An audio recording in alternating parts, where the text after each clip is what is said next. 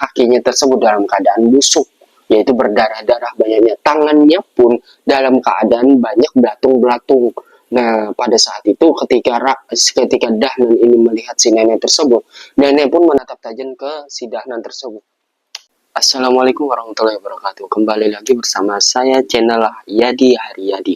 Kali ini kita akan kembali mengisahkan tentang kisah horor yang dialami seorang pria yang bernama Dahlan. Dan ini terjadi pada tahun 1980-an pada saat dia merantau dari kota lain. Nah, bagaimana ceritanya? Nah, jadi pada tahun 1985, si Dahlan ini telah lulus sekolah dari SMP. Nah, setelah itu dia tidak melanjutkan pendidikan ke atas lagi. Sampai mengakhiri pendidikannya dia tidak melanjutkan. Akhirnya dia izin kepada orang tuanya untuk merantau ke Jakarta. Nah, karena pada saat itu pendidikan bagi anak-anak pada saat itu memang bukan hal yang harus diselesaikan, karena pada saat itu mereka hanya sibuk untuk mencari uang. Nah, pada saat itu si Dahlan itu pada tahun 1985, setelah dia lulus dari SMP, dia pergi ke Jakarta sendiri memakai kapal. Nah, pada saat itu dia linglang-linglung di daerah Jakarta sampai dia bekerja di beberapa orang, yaitu di pasar dan juga di terminal. Nah, akan tetapi setelah dia 8 bulan di Jakarta, dia merasa di Jakarta itu memang kehidupannya itu memang tidak wajar karena banyaknya preman-preman yang menguasai terminal dan menguasai pasar pada saat itu, sehingga si Dahlan ini mencari kehidupannya itu memang cukup sulit di sana. Hingga akhirnya pada tahun 1986, si Dahlan ini memutuskan merantau kembali ke kota Jambi. Nah, pada saat di kota Jambi, si Dahlan ini dia bekerja dengan seorang pria tua keturunan Cina, Tionghoa. Nah, jadi dia ini bekerja sebagai penjaga dan pembersih serta mengamankan kebun buah-buahan di belakang rumah si pria tua ini, yaitu pria Cina tersebut, bos daripada si Dahlan tersebut. Nah, jadi selama si Dahlan ini bekerja 6 bulan bersama bosnya Cina tersebut, si bosnya ini tidak mengetahui bahwasanya si Dahlan ini memang tidak memiliki rumah di Jambi. Nah, karena si Dahlan ini sering dia tidur di pasar-pasar atau tidur di toko-toko orang. Nah, jadi ketika bosnya ini mengetahui bahwasanya si Dahlan ini tidak memiliki rumah di Jambi, akhirnya si bos ini menawarkan si Dahlan untuk tinggal di kontrakan milik si bosnya tersebut. Nah, akan tetapi kontrakannya tersebut sudah 10 tahun tidak dihuni oleh seseorang atau dikontrak oleh seseorang. Nah, sehingga kontrakannya itu terkenal oleh masyarakat, banyak kisah-kisah atau kejadian-kejadian horor yang pernah dialami atau dilihat langsung oleh masyarakat pada saat itu. Nah, jadi kosnya ini berada di belakang sekitar 100 meter di belakang rumah daripada bos si Dahlan tersebut. Nah, dan kontrakan ini terletak di belakang sawah daripada bosnya tersebut. Nah, hingga si Dahlan ini tidak berpikir panjang dan tidak menanyakan kenapa kontrakannya ini sudah 10 tahun lamanya tidak dihuni. Dan kontrakannya itu berisi 2 kamar dan 1 kamar mandi serta halaman yang cukup untuk mengisi 2 mobil. Nah, pada saat itu Dahlan sendiri dan waktu itu dia belum beristri dan belum berkeluarga. Jadi Dahlan hanya sendiri menempati rumahnya tersebut. Nah, selama 6 bulan, 7 bulan dia tinggal di kontrakan milik bosnya tersebut, sama sekali dia tidak pernah merasakan hal-hal yang mistis atau hal-hal horor. Nah, akan tetapi ada salah satu warga ketika dia ingin ketika dia pulang bekerja. Nah, lalu dia singgah dia itu ke pasar. Nah, jadi dia ketika itu bertemu dengan salah satu warga di sana, bahwasanya rumah tersebut sudah 10 tahun belum dihuni oleh seseorang. Nah, kontrakan tersebut 10 tahun belum dihuni oleh seseorang sama sekali. Dan warga itu juga bilang ke Dahlan bahwasanya tempat itu sering ditemui dengan kejadian-kejadian mistis yang dilihat dan dialami oleh warga-warga yang ada di sana. Akan tetapi si Dahlan ini dia sama sekali tidak mempublis, bahkan dia tidak menanggapi akan hal-hal yang mistis yang diceritakan oleh warga tersebut. Nah, setelah dia lanjut dalam pembicaraan dia di pasar tersebut, akhirnya dia pulang ke rumah pada saat hampir maghrib hari. Nah, setelah dia pulang ke rumah, dia sama sekali tidak memikirkan dengan pembicaraan-pembicaraan yang dikatakan oleh salah satu warga di pasar tersebut. Dan dia juga tidak pernah takut dengan hal-hal kejadian mistis.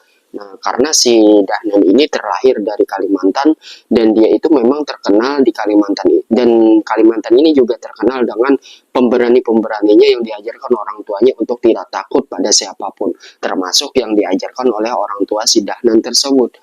Nah, setelah itu si Dahlan pulang, setelah dia pulang, nah si Dahlan ini ketika dia di depan rumahnya ada seorang wanita yang lagi menyapu di belakang rumahnya. Nah, dia mendengar hal itu, ada yang menyapu. Dia terkejut siapa yang menyapu di belakang rumahnya tersebut. Sedangkan si Dahlan ini tinggal sendiri di rumahnya. Ketika dia datangin ke belakang rumah, ternyata suara yang dia dengar sedang menyapu itu sama sekali tidak terdengar. Hingga akhirnya si Dahlan ini langsung memikirkan pembicaraan yang dibicarakan oleh salah satu warganya di pasar tersebut. Nah, pada saat itu pun si Dahlan ini terlihat biasa-biasa saja dan dia tidak sama sekali terlihat ketakutan pada saat itu. Nah, setelah dia memasuki ke rumah, dia menyalakan semua lampu dia, dan setelah itu dia sholat maghrib dan makan juga mandi, dan setelah waktu jam 9 malam ada yang mengetok rumahnya. Tapi yang mengetok rumahnya ini dari belakang rumah. Nah, hingga akhirnya membuat si Dahlan ini kebingungan. Siapa yang mengetok rumahnya ini di belakang rumah tersebut? Padahal mengetok rumah itu yang ingin bertamu bisa di depan rumah. Ini di belakang rumah. Nah, pada saat itu pun si Dahlan ini langsung berdiri dari tempat makan dia, langsung dia ke belakang rumah tersebut. Setelah dia membuka, ternyata ada seorang nenek-nenek tua yang bongkok dan meminta tolong kepada si Rahmat untuk menyapu di belakang rumahnya tersebut. Nah, si Rahmat ini menatap tajam kepada si nenek-nenek tersebut. Dia mengetahui bahwasanya dia ini bukanlah manusia, yang mana ketika Rahmat melihat kakinya nenek tersebut dalam keadaan busuk, sama sekali busuk dan berlumuran darah. Nah, lalu si Dahlan ini berkata pada si nenek tersebut, saya di sini hanya menempati tinggal yang disuruh oleh bos saya. Kalau kamu mengganggu saya akan bakar kamu. Dalam keadaan kesakitan, kata si Rahmat mengancam si arwah nenek-nenek tua tersebut. Nah, setelah si Rahmat ini membalik badan ingin menghidupkan lampu di dapur di belakang tersebut, tiba-tiba si nenek tersebut hilang dengan sendirinya. Nah, setelah itu si Dahlan tersebut pun langsung ke tempat tidurnya untuk melanjutkan istirahatnya untuk bekerja keesokan harinya. Nah, setelah dia ingin tidur ketika jam 12 malam, ada orang yang menyapu. Nah, ketika itu si Dahlan ini dia tahu bahwasanya yang menyapu ini pasti arwah nenek-nenek yang dia temui pada saat pada saat isya-isya tersebut. Nah, setelah itu si Dahlan itu pun langsung dia ke belakang rumah dan melihat langsung bahwasanya si nenek-nenek yang dia temui malam tadi itu berada menyapu dalam keadaan dia itu matanya menceleng dan matanya itu merah, dan si nenek-nenek tersebut kakinya tersebut dalam keadaan busuk, yaitu berdarah-darah banyaknya, tangannya pun dalam keadaan banyak belatung-belatung. Nah, pada saat itu ketika Dahlan ini melihat si nenek tersebut, nenek pun menatap tajam ke si Dahlan tersebut. Lalu si Dahlan ini tanpa ada takut sama sekali, tidak ada takut sama sekali dia. Nah, dia bahkan tidak membaca ayat-ayat suci Al-Quran pada saat itu. Padahal si Dahnan ini terkenal di keluarganya tersebut memang pintar mengaji pada saat kecil. Nah, kan tetapi ketika bertemu dengan si arwah nenek-nenek tersebut, si Dahnan ini berkata, mau kamu apa? Kata si Dahnan tersebut. Kalau kamu mau ganggu saya, kamu bakal merasakan akibatnya. Kamu bakal terbakar. Kamu bakal, kata si Dahnan tersebut, kamu bakal kesakitan. Mau kamu apa? Kata si Dahnan. Kalau kamu mengganggu istirahat saya lagi sekali lagi, kamu jangan salahkan saya. Kalau kamu bakal terbakar dengan ayat-ayat yang saya bacakan. Nah, setelah itu pun si nenek itu pun dalam keadaan tersenyum mendengar ancaman si Dahnan tadi. Dia dalam keadaan tersenyum dan tiba-tiba dia menghilang dari kaki sampai ke kepalanya, langsung dia menghilang. Terus sapunya tersebut pun langsung jatuh. Nah, sapunya tersebut itu langsung dibakar oleh si Dahnan. Langsung dibakar oleh si Dahnan. Karena di pesapu tersebut masih ada belatung-belatung bekas tangannya si nenek tersebut. Nah, setelah dia dibakar oleh si Dahnan pun melanjutkan tidurnya. Setelah itu si Dahnan ini, sebelum dia tidur, si Dahnan ini dalam keadaan berwudu. Karena si Dahnan ini memang diajarkan di keluarganya itu sebelum dia melakukan aktivitas, sebelum dia pergi bekerja, sebelum dia pergi sekolah, atau waktu dia ingin tidur, dia diharuskan untuk berwudu. Nah, itu yang diajarkan oleh ayahnya si Dahnan dan ibunya si Dahnan ketika dia masih kecil. Nah, itu langsung dibawa oleh si Dahnan ketika dia sudah bekerja kepada orang Cina tersebut, orang tua Cina tersebut. Nah, hingga di situ si Dahnan ini memiliki keberanian. Bahkan dia sama sekali tidak gemetar.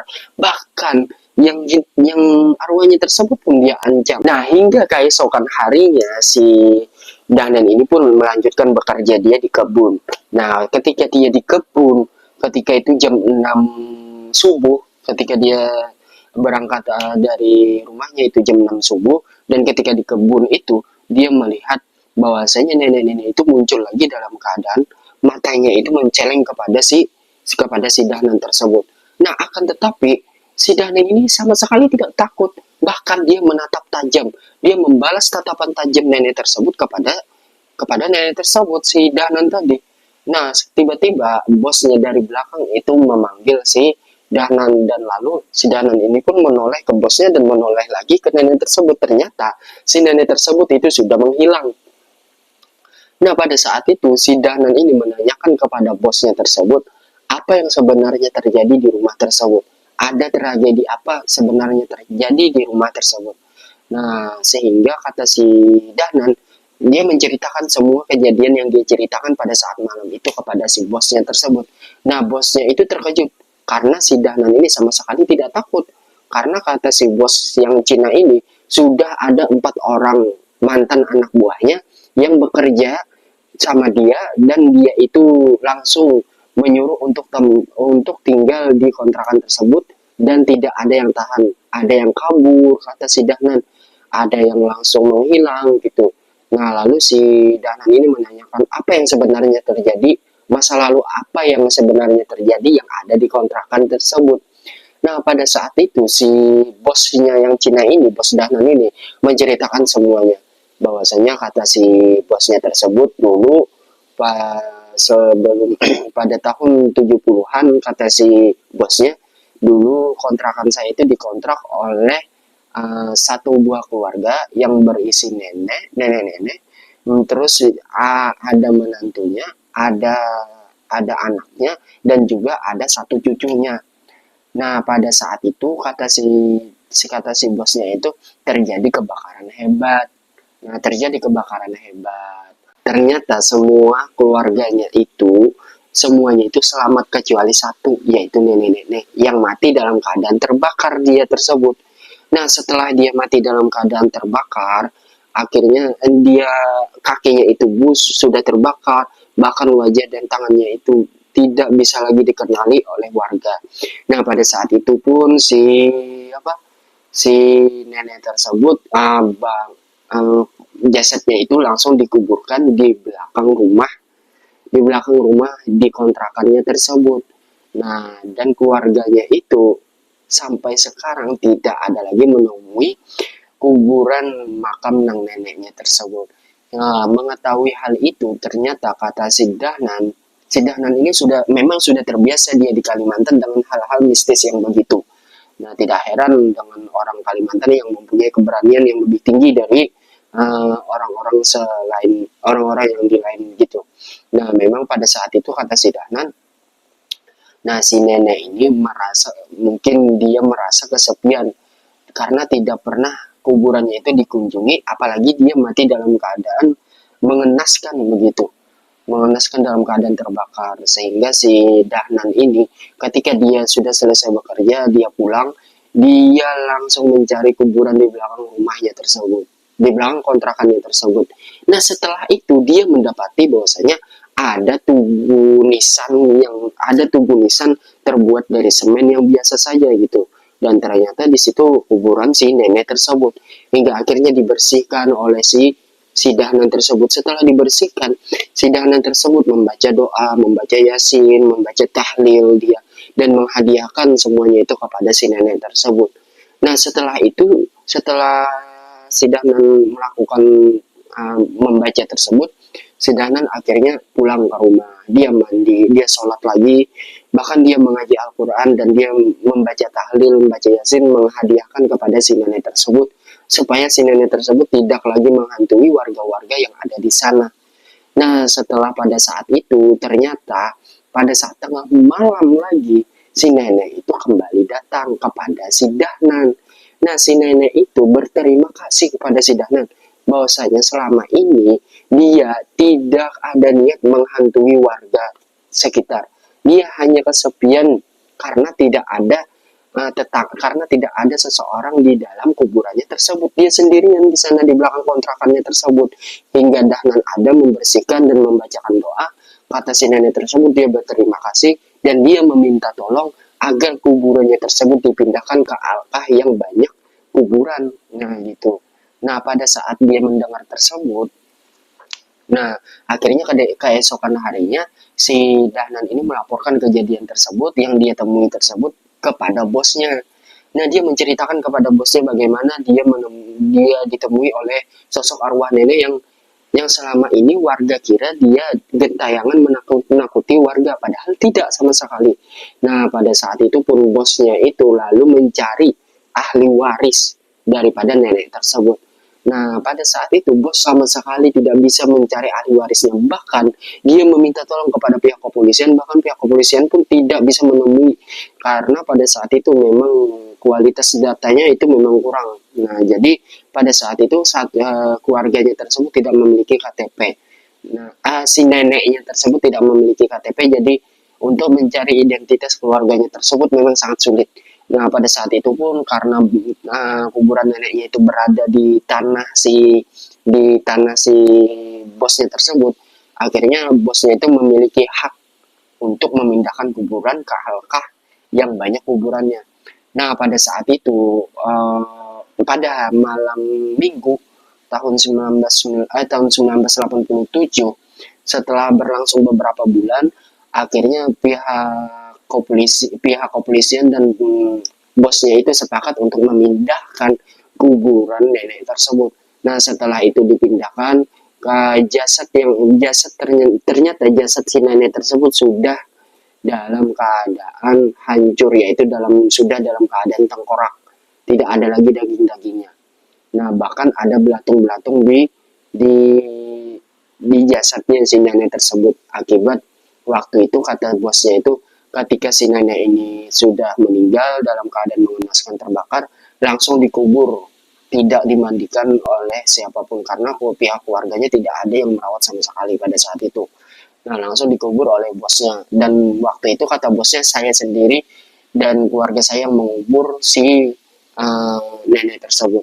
Nah, setelah dipindahkan ke Alka, akhirnya para warga pada saat itu menerima laporan bahwasanya mereka tidak pernah lagi menemui ketika mereka lewat si kontrakannya si Dahnan, mereka tidak pernah lagi menemui sosok nenek-nenek yang seringkali mengganggu warga tersebut. Nah, hingga pada akhirnya kata si Dahnan, sudah jangan takut, kita hanya takut kepada Allah. Nah, Mereka itu hanya ciptaannya, kata si Dahlan ini kepada warganya tersebut. Nah, si Dahlan ini menceritakan juga kejadian-kejadian yang dia alami kepada si nenek tersebut, kepada warga tersebut terhadap nenek itu. Nah, setelah itu warga melihat, mendengar dengan ceritanya si Dahlan yang dialaminya tersebut, si warga pun terkejut dan terkesima dengan keberanian yang dialami oleh si Dahlan tersebut. Nah, hingga akhirnya si Dahlan itu pada saat malam Jumat, dia ternyata didatangin lagi oleh si nenek-nenek tersebut. Nah, kata si Dahlan, kamu mau apa lagi mendatangin saya? Kan sudah saya tolongin, kata si Dahlan tersebut. Kamu mau saya bakar? Kamu mau mengganggu saya lagi? Kata si Dahlan tersebut. Nah, ternyata kata si nenek tersebut, dia cuman mendatangi Dahlan ini mau berterima kasih atas kebaikan dan keberanian yang dialami si Dahlan tersebut. Nah, hingga pada saat itu nenek pun berbalik dan berjalan ke ke arah belakang si Dahlan tersebut. Nah, dalam keadaan berbalik dan berjalan, sedikit-sedikit si nenek tersebut menghilang. Dan sebelum dia menghilang semuanya, si nenek tersebut melihat ke belakang dan senyum kepada si Dahlan tersebut. Hingga akhirnya si Dahlan pun melambaikan tangan begini. Melambaikan artinya perpisahan terhadap nenek yang telah bergentayangan setelah 10 tahun dengan si di kampung tersebut, hingga keesokan harinya sampai seterusnya, sampai si Dahlan itu bekerja 9 tahun di sana. Si Dahlan itu sama sekali tidak menemui hal-hal yang ganjil lagi, Dahlan tidak lagi menemui hal-hal yang mistis lagi, hingga akhirnya si bosnya ini terkesima dengan pekerjaan si Dahlan, karena Dahlan ini memang bekerja sangat keras, tepat waktu, disiplin, dan dia rajin sholat. Bahkan si Cina ini sampai bilang kepada si Dahlan, kalau kamu mau, kamu ambil aja kontrakan tersebut. Lalu kontrakan tersebut dimiliki oleh Dahlan karena diberi hadiah oleh si bosnya yang Cina tersebut. Bahkan surat-suratnya itu sudah dipegang oleh si Dahlan. Akan tetapi pada saat itu orang tua Dahlan menginginkan si Dahlan ini untuk pulang ke Kalimantan karena orang tuanya yaitu ayahnya tersebut dalam keadaan sakit. Nah, dalam keadaan sakit, hingga singkat cerita si Dahlan tidak lagi kembali ke kontrakan tersebut setelah dia itu pamit kepada bosnya karena untuk merawat ayahnya yang ada di Kalimantan. Hingga akhirnya si Dahlan pun menyerahkan sertifikat tanah yang diberikan oleh bosnya tersebut kepada bosnya lagi. Nah, kata si Dahlan, bos, terima kasih bos. Ini hadiah memang tidak bisa saya bawa untuk ke Kalimantan. Saya hanya ingin merawat ayah saya yang ada di Kalimantan, katanya gitu. Nah, karena terkesima dengan kebaikannya si Dahlan tersebut, karena dia sama sekali tidak terhasut dengan harta yang diberikan oleh si rumah yang diberikan oleh si bosnya tersebut. Akhirnya bosnya memberikan hadiah kepada si Dahlan, hadiah perpisahan setelah dia 10 tahun. 10 tahun lebih dia bekerja kepada si bos Cina tersebut, hingga akhirnya bosnya itu memberikan uang sekitar 20 juta pada tahun 1990-an. Mungkin kalau dihitung ke 2025 mungkin 700 jutaan ya. Mungkin kalau dihitung kan ya, menurut hitungan saya gitu, mungkin 700 jutaan. Nah, akan tetapi pada saat itu si bosnya si bosnya Dahlan ini ikut juga ke Kalimantan. Nah, ternyata dia ikut ke Kalimantan, dia ingin melihat langsung orang tuanya si Dahlan bagaimana, dan dia memberikan fasilitas terbaik kepada ayahnya si Dahlan di rumah sakit. Nah, di rumah sakit, dan dia membiayai administrasi semuanya, yang pembiayaan rumah sakit kepada ayahnya si Dahlan, hingga ayahnya si Dahlan ini sembuh. Dan bosnya ini pun tidak sampai di situ kebaikannya, bosnya ini pun memberikan 1 hektar tanah untuk si Dahlan ini berkebun di sana. Nah, karena dengan pengalaman si Dahlan berkebun di bosnya Cina ini, akhirnya bosnya ini pun memberikan sekitar 1 hektar tanah kepada si Dahlan tersebut. Nah, singkat cerita, akhirnya si bosnya ini pun pulang ke Jambi dan dia tidak bertemu lagi sampai akhir hayatnya kepada si Dahlan tersebut. Karena pada saat itu Dahlan memang hilang komunikasi kepada si bosnya tersebut. Nah, setelah 20 tahun, mungkin tahun 2010 ke atas gitu, akhirnya si Dahlan ini menemui lagi, dan dia berangkat dari Kalimantan untuk silaturahmi kepada bosnya tersebut. Nah, ketika dia ke Jambi, ternyata bosnya tersebut sudah 10 tahun yang lalu dalam keadaan meninggal dunia. Nah, hingga pada saat itu dia menemui anak-anaknya si mantan bosnya tersebut. Nah, setelah dia silaturahmi, lalu dia singgah ke tempat kontrakan yang pernah diberikan oleh bosnya tersebut. Nah, setelah itu singgah, ternyata kontrakannya itu sudah tidak ada lagi, dan kontrakannya itu sudah dibuat kebun kebun oleh anaknya tersebut. Nah, anaknya ini bercerita bahwasanya memang kepada saat ayahnya ini meninggal, anak mantan bosnya Dahlan ini bercerita bahwasanya kontrakan tersebut sudah dibagi warisannya, dan salah satu anaknya yang pertama itu menghancurkan semua kontrakannya tersebut dan membuat kebun yang sama yang dilakukan oleh mantan bosnya tersebut. Nah, hingga pada saat itu Dahlan pun kembali lagi ke Kalimantan dan dia tidak pernah lagi kembali ke Jambi, bahkan dia tidak pernah lagi menemui keluarga daripada mantan bosnya tersebut. Nah, di situ cerita daripada yang pernah dialami Dahlan ketika dia merantau ke Jakarta dan ketika dia merantau ke Jambi. Nah, itu hal-hal horor yang pernah dia temuin. Dan syukurnya ya, si Dahlan ini memang memiliki keberanian yang tinggi. Seandainya dia tidak memiliki keberanian yang tinggi, mungkin dia udah pulang, udah kabur dari bosnya tersebut. Mungkin kampung tersebut masih dihantui oleh arwah nenek-nenek tersebut. Nah, karena berkat si ajaran orang tua Dahlan ini untuk memiliki keberanian, hingga akhirnya si Dahlan ini pun eh, dia berani, lalu dia membicarakan hal-hal kenapa arwah nenek-nenek tersebut sering mengganggu warganya. Nah, karena si makam nenek tersebut hanya sendirian di belakang kebun, tidak ada makam-makam yang lain. Nah, singkat cerita, pada saat itu si Dahlan pun memiliki anak, dan ya seterusnya lah, kehidupan seterusnya. Nah, terima kasih buat teman-teman yang sudah menonton. Jangan lupa subscribe, like, dan komen. Kali ini saya akan membagikan cerita-cerita horor yang lain lagi yang pernah dialami oleh sekitaran mungkin teman-teman saya atau sekitaran mungkin keluarga saya yang pernah mereka alami pada saat hidup.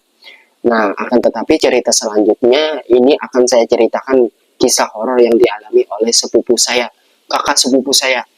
Nah, yang mana dia ini pernah mengalami sesuatu hal yang mistis lah pokoknya. Nah, tapi setelah video ini ya. Nah, terima kasih buat teman-teman. Assalamualaikum.